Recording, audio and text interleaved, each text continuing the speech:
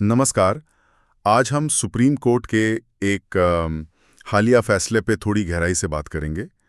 ये फैसला है शिवांगी बंसल बनाम साहिब बंसल, और इसने ना आईपीसी की धारा 498 ए, मतलब वो जो पति या रिश्तेदारों की क्रूरता के खिलाफ कानून है, उसके तहत फौरन गिरफ्तारी या सजा वाली कार्रवाई पर कह सकते हैं एक रोक लगा दी है। हमारी बातचीत का बेस है एक लेख जिसका टाइटल है पितृसत्तात्मक न्यायपालिका और महिला सुरक्षा। ये लेख देखता है कि इस फैसले का असर क्या हो सकता है। तो आइए समझते हैं पूरा मामला। ये कानून आखिर है क्या, कोर्ट ने क्या कहा और इस सोर्स में क्या चिंताएं उठाई गई हैं, खासकर महिला सुरक्षा को लेकर। तो सबसे पहले ये धारा 498 चीज क्या है? हाँ, ये 1983 में आई थी। अब तो नए वाले कानून भारतीय न्याय संहिता में ये धारा 85 है और इसका मकसद था शादीशुदा औरतों को उनके पति या ससुराल वालों की तरफ से होने वाली क्रूरता से बचाना। और ये क्रूरता मतलब क्या सिर्फ मारपीट? नहीं नहीं, इसका दायरा काफी बड़ा है।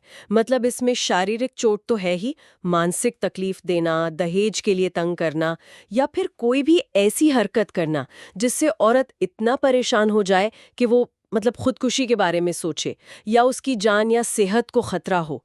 बेसिकली शादी के अंदर जो हर तरह की क्रूरता होती है ना, उसको रोकने के लिए कानून लाया गया था। वो दहेज, हत्याएं और दूसरी तकलीफें जो दिखती नहीं थी पर होती थी, उसको लेकर। समझ गया। तो इस माइक्रोन में सुप्रीम कोर्ट ने अपने फैसले में क्या कहा है? देखिए, सुप्रीम कोर्ट ने ना इलाहाबाद हाई कोर्ट का एक निर्देश था, उसको सही माना है।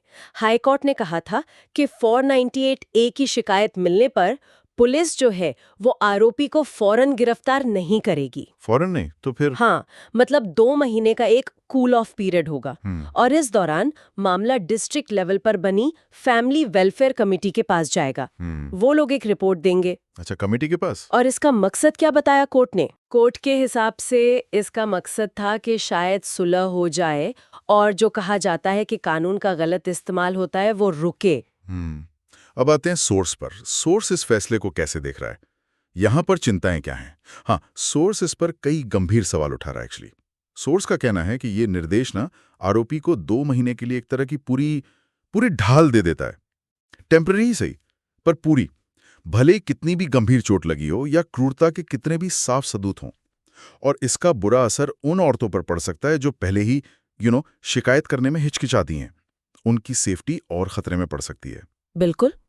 और सोर्स ये भी पॉइंट आउट करता है कि ये फैसला एक तरह से पुलिस के उस रवैये को सही ठहराता है जहां वो ऐसी शिकायतों को ना, अरे ये तो मियाँ बीवी का झगड़ा है, घर का मामला है, कहकर टाल देते हैं, जांच में देरी करते हैं। अच्छा। सोर्स मानता है कि हाँ ठीक है, तलाक या बच्चों की कस्टडी जैसे सिविल मामलों में शायद कूल ऑफ पीरियड या सुलह की कोशिश ठीक हो, लेकिन जब मामला गंभीर क्रिमिनल वायलेंस का हो तब ये रवैया ठीक नहीं है। लेकिन ये जो बात अक्सर सुनने में आती है कि इस कानून का मिसयूज बहुत होता है, सोर्सेज बारे में कुछ कहता है? हाँ, सोर्स इस बात को मानता है कि ये मिसयूज वाली कहानी या नैरेटिव है। और सुप्रीम कोर्ट ने भी पहले, जैसे आपने कहा, प्रीति गुप्ता केस था, सुशील कुमार शर्मा केस था, उनमें ऐसी चिंता जताई थी।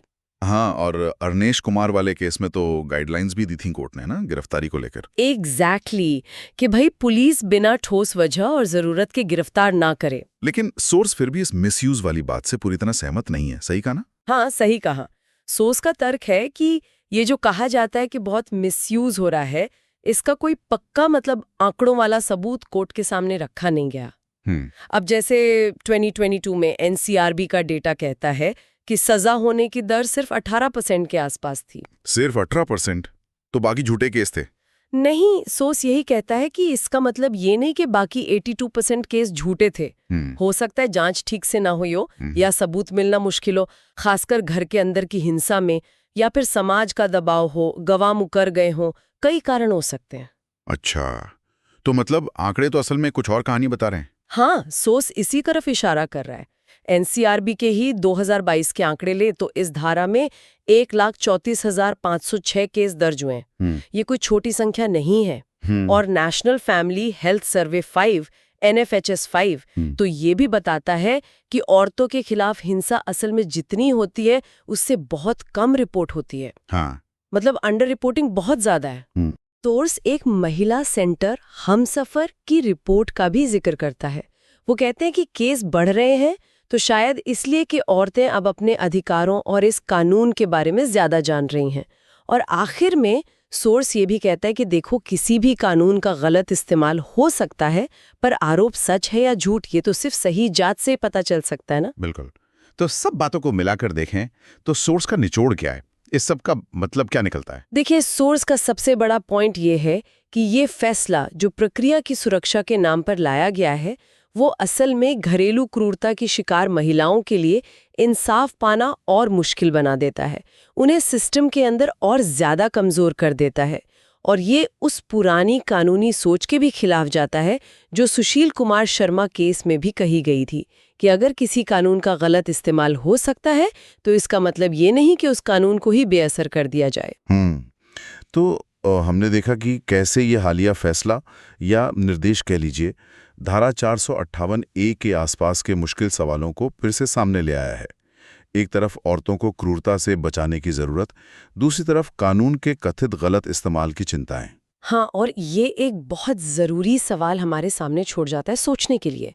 जैसा कि सोर्स कह रहा है, अगर ये फैसला पीड़ितों के लिए न्याय पाना मुश्किल बनाता है तो फिर ये कानूनी सिस्टम में हम कैसे बैलेंस बनाते हैं? एक तरफ आरोपी के अधिकार हैं, दूसरी तरफ घरेलू हिंसा जैसे अपराधों के शिकार जो ज्यादातर महिलाएं होती हैं, उनकी सुरक्षा और न्याय की जरूरत। ये संतुलन कैसे बने?